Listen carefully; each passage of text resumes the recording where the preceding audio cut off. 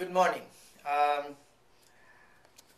going to interview, this is Sachi Dastidar, I'm going to interview Dr. Sushila Gidwani-ISPaD. And so let me ask you, why don't you say your name and approximately, my name is Sushila Gidwani, and my married name is Sushila Busky, and so I have a hyphenated name called Sushila Gidwani-ISPaD. Okay, and so where were you born? I was born in Mirpur Khas, which is in Pakistan. Mm-hmm. In what province? Is it Sindh? It was Sindh. So no, you Sindh is the state, province. Province. So you are basically Sindhi. I'm a Sindhi Hindu. Sindhi Hindu, yes. So do you remember when did you or your family migrate to India? I remember exactly, even the date. I think it was September 2nd, 1947. Ooh. And we collected all our relatives and friends and put them into 2 buses. Okay. And took a train from Hyderabad to Mirpur Khas, which was our base. Okay. And we waited till we had a special arrangement of train so that we can all go to India. Oh. And so for about a week, all 200 people were staying at our place. Okay. And your relations, those 200 people were your relations and friends. Okay.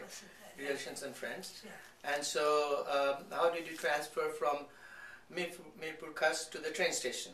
Well, in buses. Buses. Yeah. So it was rather peaceful. Was there any incident? Was there tension? I tell you, in Mirpur Khas, because it was my base and we were, my father was a businessman, well-known businessman, quite well off, that he had a good influence there. Okay. And as a result, we could arrange the special wagons in the train and a special transportation for us. And by bus, we went to the Mirpur Khas station, and we had to hide under the benches for a while till the train reached the Indian border. Oh, so it was so you came by Jaisalmer and that area, yes, right? Yes, that's the... But that was a border which was closed until it was just recently opened, right? Yes, yes. I think it was at the time it was still open, and then we landed in Jodhpur, where we were about 3 days on the railroad station, and where we were supported by the community, bringing food and everything. But we slept on the sheets on the railroad platform. All 200 of you? Well, many more. Yeah, many more. Many more. Ours were the family 200. So who took the decision that you'll be leaving? Oh, my father and Why? my uncle. Remember that this was, Pakistan had been just created. And I remember I celebrated my Republic Day, Pakistan Independence Day, in Bombay. My father had taken me to Bombay to witness this and do some business. So when we came back, there were a lot of threats to the lives that you Hindus have controlled us and ruled us, and now we are going to take your daughters away and so on. And so out of fear, and children, first only the women and children were left, left the country. But afterwards, in January 30th, when Mahatma Gandhi was assassinated, there were a lot of riots, and there were a lot of threats against my father and my uncle, and they have to leave everything. Even though they paid tax, the buildings, everything like that, we left the same way, even with the bedspreads on that, thinking that we are coming back in about 4 or 5 months. We never went back. But they were rioting in Pakistan because of Gandhiji? No, it wasn't Gandhiji, it was the fear, and the collector called my father around that time that you better leave because they are planning to kill you guys. How old are you at that time? I was 16, I think, 16, 17. Okay. And how many brothers and sisters were there?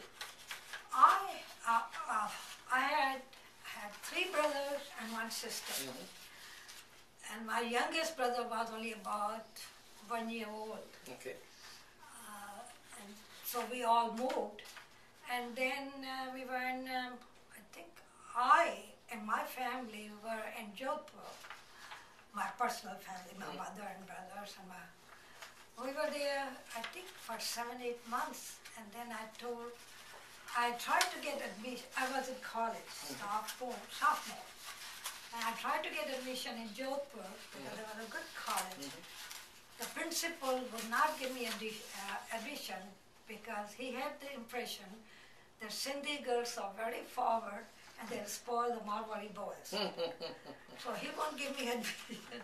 So I told my father that I have to go to college. So we migrated to Bombay, just my family, because my father had just started business there. So we went there, but we were under refugee arrangement. So were you officially refugee, your family? No. Officially listed as migrant. Migrant. But my father had a business, so initially our family stayed in hotels. What kind of business? Oh, he had, back in Pakistan, he had about 7 or 8 businesses, plus he was zamindar. Okay.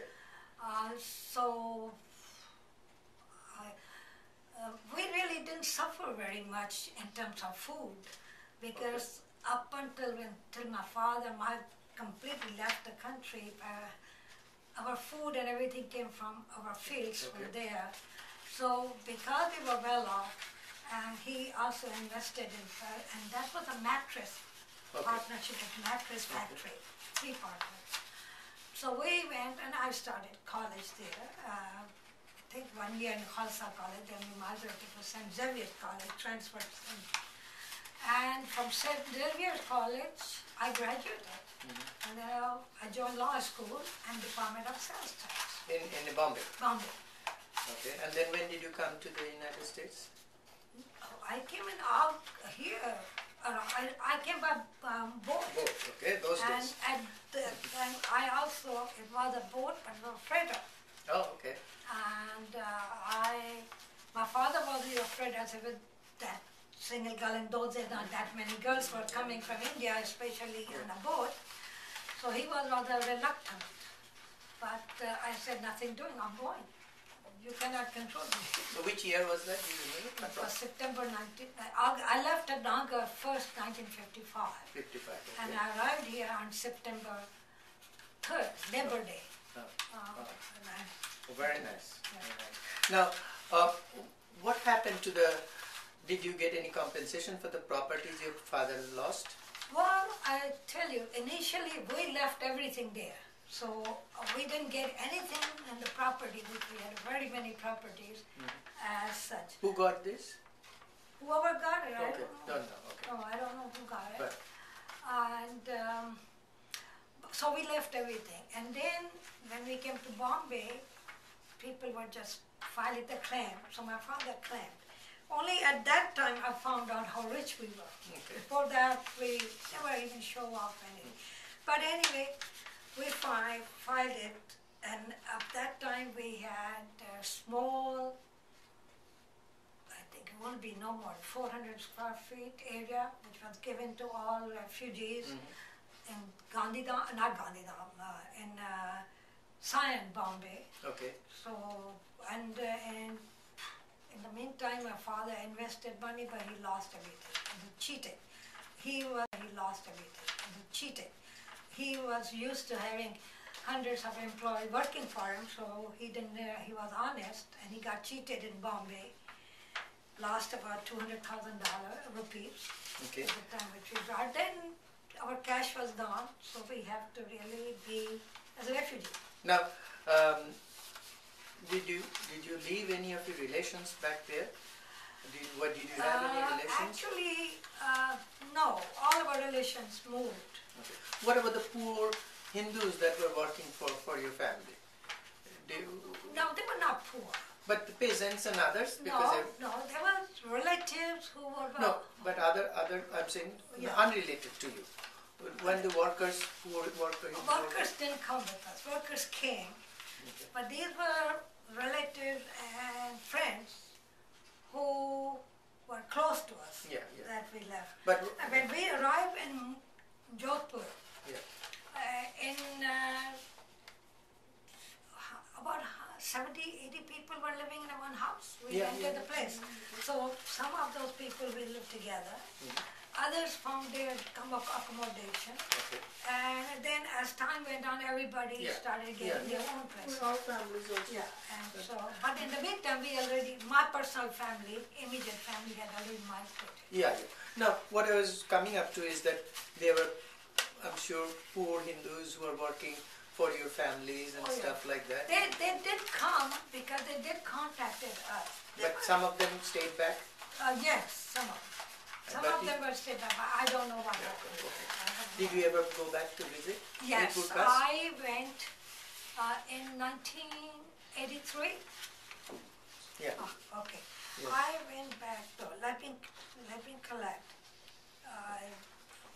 83. I went back because I was on a 4-month travel in India, Bangladesh, Pakistan, and I have friends in Pakistan. Okay.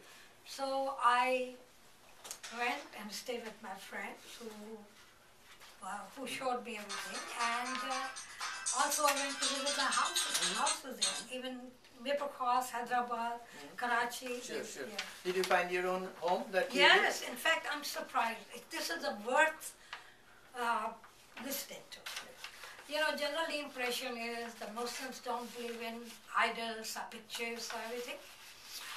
Also, when I went to Hyderabad, another place, my family was not only Hindu, but at the same time Sikh.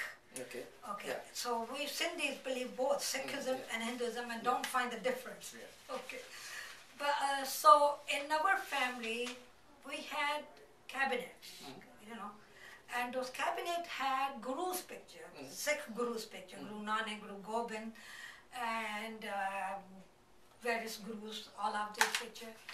And when I visited in '83,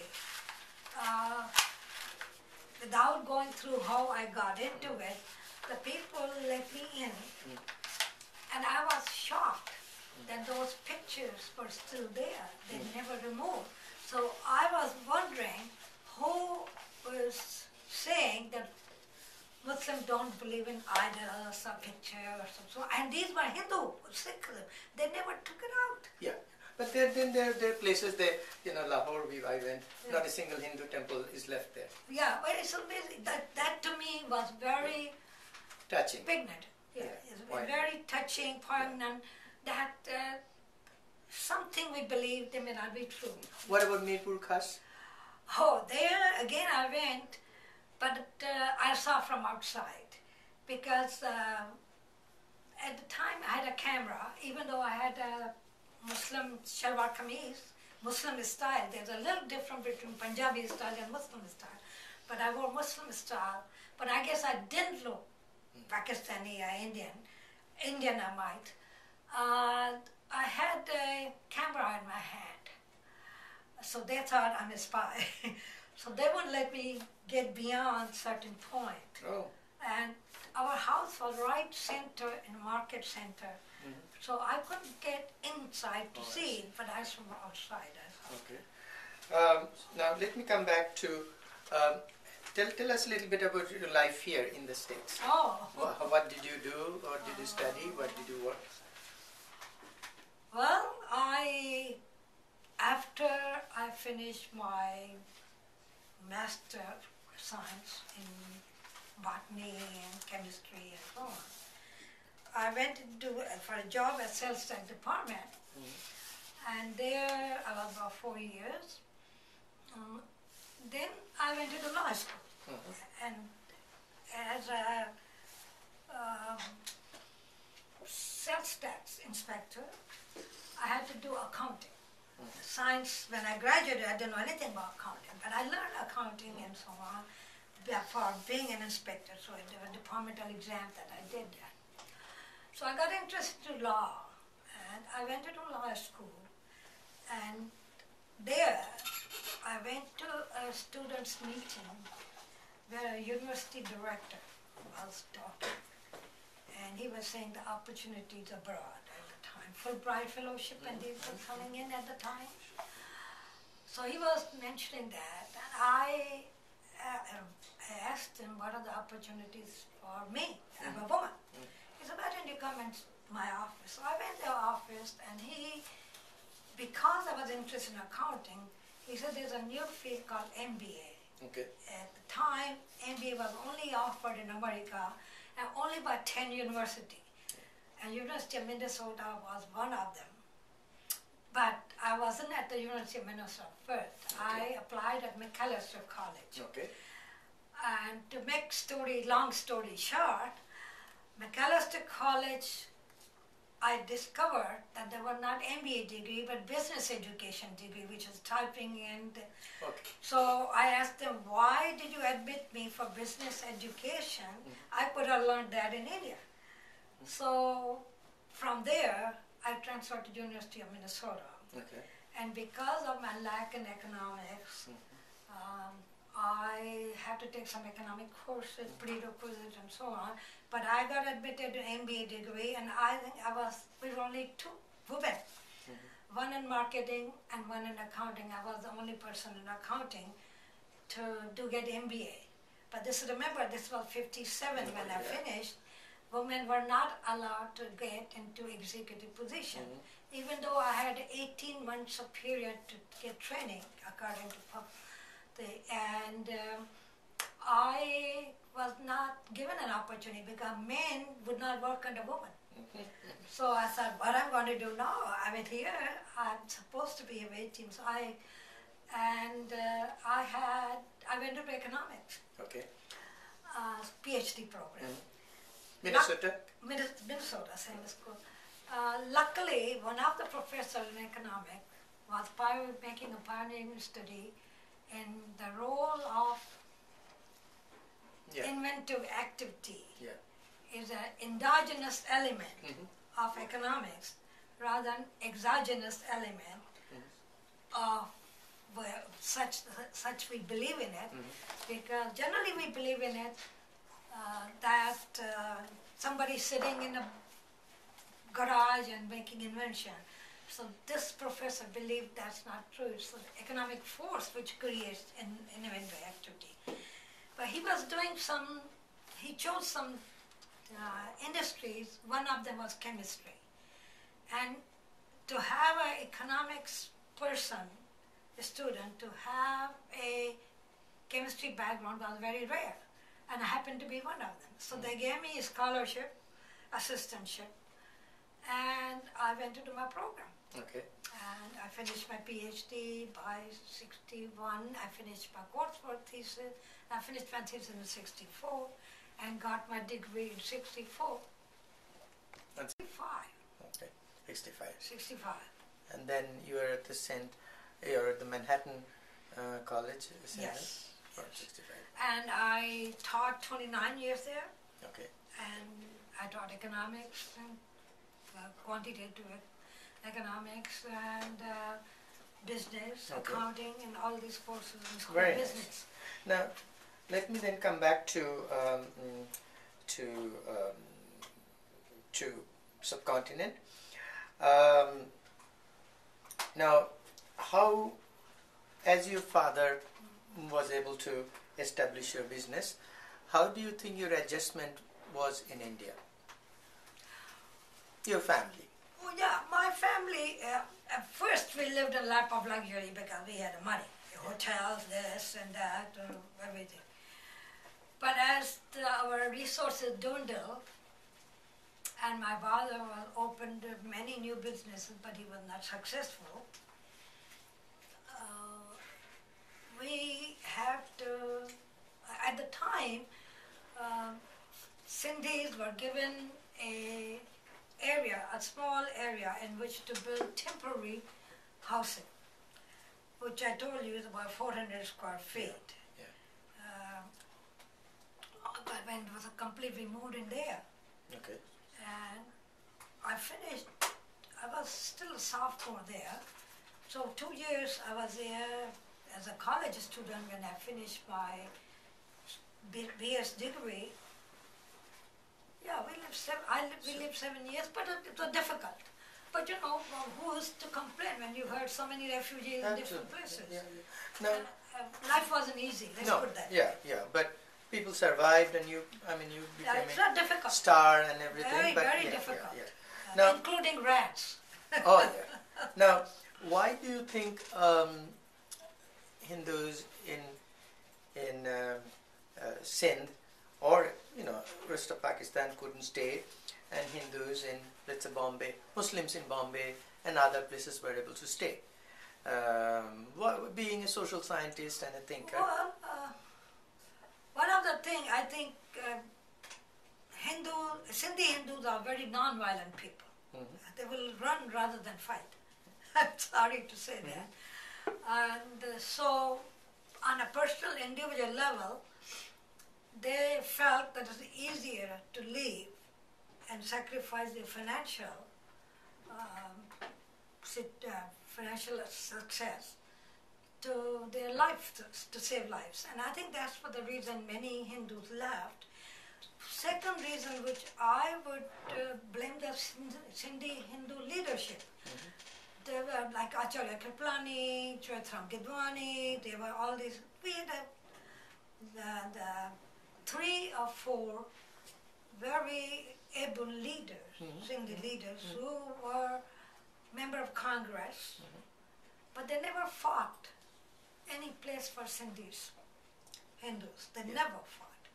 They were, Acharya Kripalani wouldn't even consider himself Sindhi because he was married to Bengali girl. Lived in Uttar Pradesh. He called him, he's a son-in-law of Bengal. But, and it's amazing that I was doing some research recently in the role of Sindhis in partition, even though we suffered a lot of financial difficulties, social difficulties, family difficulties. At one point, my brother and my uncle, my father, were not even speaking stage because their family was hurt so much that financially that they were very difficult time. Family got divided. But I was doing research. Not one footnote is given to Sindhis. That their movement, their sacrifice, and nothing. Punjabis a lot, because books are written of Punjabi's role, Bengali's role. I didn't see one word, and only footnote I saw that Acharya Kripalani and had the portfolio of distributing liquid food. I don't know whether he did or not. We didn't get it. So let's put that way.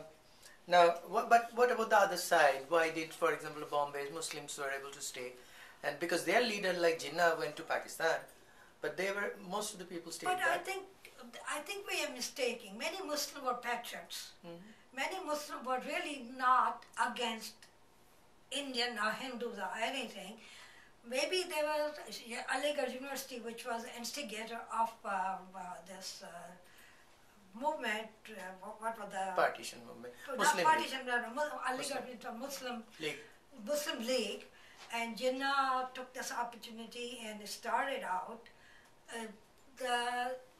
Many Muslims were secure in India. They had a lot. Yeah, but no, of course, Sindhis were patriots too in Pakistan, in Sindh. They're Sindhi Hindus. They were also very patriotic. There are few who left there, and they have problems, many problems, because even though, at least I know a couple of families, I visited them in '83, they were successful financially, but they were not that secure. And so... What was that insecurity? Well, I tell you, and they knew all on a higher level because they were successful. They knew, they introduced me to Benazir Bhutto at the time. She was in a home arrest, and Khoro's family, and all of these people, Hamida Khoro. So they were influential people, and they had a good relationship, parties and so on. But yet, the fear was there that any time, anything can happen. Okay.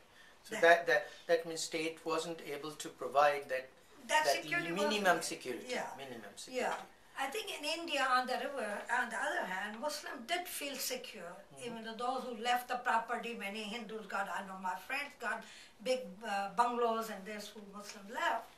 But on the whole, like areas of Muslim, like UP and Aligarh, West Bengal, more everybody saying. they didn't feel threatened. They, in fact, I think the problem lies that our leaders in India did not take any steps to bring them together, because one of the factors which was patriotism and nationalism. Muslims and Hindu both felt nationally oriented. But not right before partition. Because partition, most Muslims voted for separation. No, that's I'm saying. But as those who stayed, the feeling, I'm talking about those who stayed, rather than division, or even in schools, madrasas and pathshalas, if the leaders would have taken steps to have joint school, Hindu-Muslim, we would have a different India today. Yeah, but of course most of the schools in most parts, they were joined. That means they went together. I mean, there were not separation in Bengal. There were madrasas at tours. But they were not different. We did. Majority went to the same school. I don't know others, but I know Bombay, they were not all together. They were separate. Yeah. And Like generally, Muslims... like you went to St. Xavier's, you will see Hindus, Christians... Yeah, but that's college level. Yeah. I'm talking about school level, from the childhood, the people can get together. I didn't see many Muslims in St. Xavier's. Yeah. Few, but not much. So it wasn't the encouragement from leadership to say, no, we have to be together. This is our country. It was a time where we could have gone together, Okay. but we didn't. Now, who benefited, do you think, because of partition? Who benefited? Those leaders. Those leaders who benefited. I think people sacrificed, but Jawaharlal Nehru's family benefited tremendously. What sacrifice Jawaharlal Nehru's family did for India? What about in Pakistan also, who benefited? Pakistan benefited those who migrated. But even today, you know, in Pakistan, there's a division. Sindhi Hindus who stayed behind, and that was their region, they are second-class citizens. They don't feel part. Punjabis, you could tell us what is the situation, because what I read and from my friends, that UPN who came in, they were in the civil service. Punjabi Sikhs went into military. Leaving Sindhis, the Punjabi Sikhs went into military. Leaving Sindhis at the mercy of whatever the government hands out. And so they were not united either, Muslims. Yeah, and in the provincial level. So who benefited? I don't think generally people benefited. What about, let's say, in the eastern part, in Bengal partition, anybody benefited, do you think, in that part either? Bengal, at that part of India? I don't think so. Leadership, yes. Look at what they got. Anybody who went for jail, they got positions. Anybody who went even for 4 days of jail, he put you at partition, he got a good job. He got this Congress, he did sacrifice. What sacrifice? What corruption is partly a result of what is inept today in India. I'm sorry to say that. I just read a story of corruption yesterday on email I got, in which they found that one CIA office had crores of rupees stashed in bags and mattresses. He was sleeping on mattresses. You must have got that email. Yeah. No, I didn't. But well, anyway, I sent you that. I have saved it. Okay. But the fact is, corruption has gone rampant, which is true on both countries. I'm not talking about one country. And leadership does that. Now, what about did any of your other relations visit your home after they left? Well, I tell you, my cousins stayed behind in Jodhpur while we were there. They are still there. Unfortunately, I hope they are doing well. I don't know. Okay. I'm not in touch. Now, they have been 55 years gone by. Do you know anybody got killed or injured or anything? In my personal family? Or extended family? Or somebody you know? A few people I heard they were killed, but my cousin was threatened, and especially this was during partition when On both sides, there were atrocity. I'm just telling you the story my cousin told me. They took him out of the train in Sindh, out of train, and they wanted to tell him to open your pants so that they can see whether he's circumcised or not. But luckily, what happened, he was very, very fair, almost European. And he had served with some military officers. So the way he spoke English, and they thought he's a foreigner, so they let him go. Oh, I see. So but there were some casualties. You know. I know some casualties. Yeah. It's unfortunate, but this happened. Yeah. But there were not as many as happened in Punjab. Yes. Yes. Okay. But of course, most Sindhi Hindus left. Yeah. Very large number. They were very large number. Percentage-wise too. Most of the people. I tell you, I come from Amil community. Amil were mostly in civil servants and zamindars, well-off people, and Bibles. They both were well-off, so they immediately, as soon within partition came in August 15. By November, December, most of the time, they mostly left off well. I think that there was a flow of middle class and so on afterwards, but not that much. And so when you hear many Sindhis, Hindu living, that's that class who's living. Or very poor. Very poor. Actually, we know in Karachi, one area where the sweeper were Hindus, cleaners, that area that they live, and we hear many. But those are many Jats. Not even Jat. Those are from whatever, but they were Hindu. I mean, yes, Hindu. Yeah. But they had no other choice. Yeah, because they That's why when I asked you the question, what happened to your families, like those extremely poor who were there? I think in our family we left the servants there. We didn't take the servants. Yeah, so because they have own families. Yeah, but you didn't know what happened to the no, because you didn't. Know that. Now, when people ask you these days, what's your homeland? What do you say? America. No, right. True. But when they probe you. Come on. I've been American 55 years. All of your life, true. Yeah. But then when I see you very active in community, India associations and other causes. Very definitely. Yeah. So, but not Pakistan per se. I'm part of Pakistani community group too, but not active very much. Yeah. The reason, yes, I have been active for the last 30 years in Indian community, and as much also peace activity of American activity. So it's not just Indian community, but you see me in the Indian community more because they are visible. Yes, I feel very much. I tell you, there's a saying, "Dil ke tukre hazar."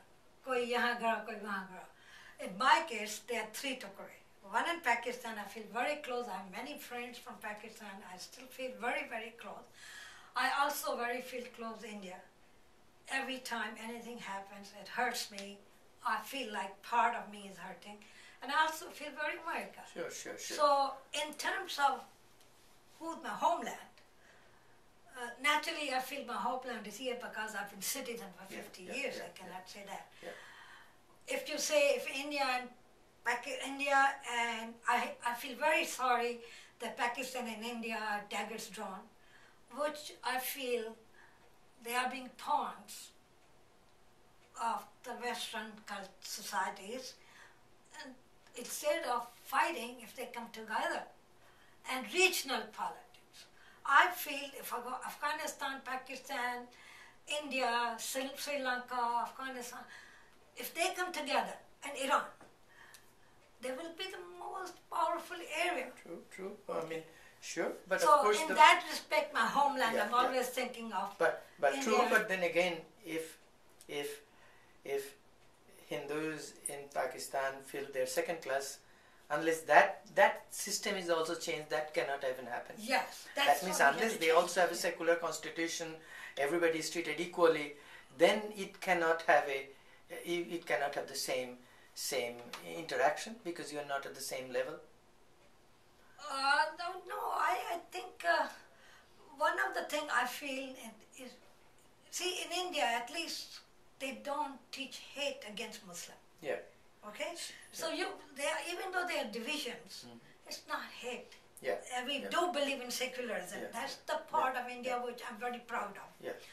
On the other hand, in Pakistan, I think after Zia's thing, they deliberately went into madrasas and created hate against, which is coming to us. No, true. But even before, the constitution said there are many things indigenous people who are Hindus cannot be. By law in Pakistan, I mean, president cannot be a president. Yeah. It's head of the army cannot be. Yeah. By law, you are so that parity is there. So in America, by law, unless you're born in America, you cannot be a president. True. So there are various criteria. No, but it's people who are born and raised, and that's the native people. Yeah. That's not against that. Yeah. No. But I'm, as I said, I'm very proud of India that we have secularism. I hope we follow it in practice, which is not being done. Anything else you like to add in this vein? Well, this is your project. No, so I mean, you see the future? I tell you why I agreed to interview here, and there's much more that I could say, but I think, to keep things into perspective, I think it is a very important project what you're doing. Thank you. Very important, and I hope you will have a wide reception and many more people will come to participate in this, because we have to leave a history for our children to come and read, and personal experiences. Okay. Not what somebody writes it, but personal experiences. And it will be very important for them how people suffered. Sure. Yeah, I think. And so I congratulate you Thank you. on having that.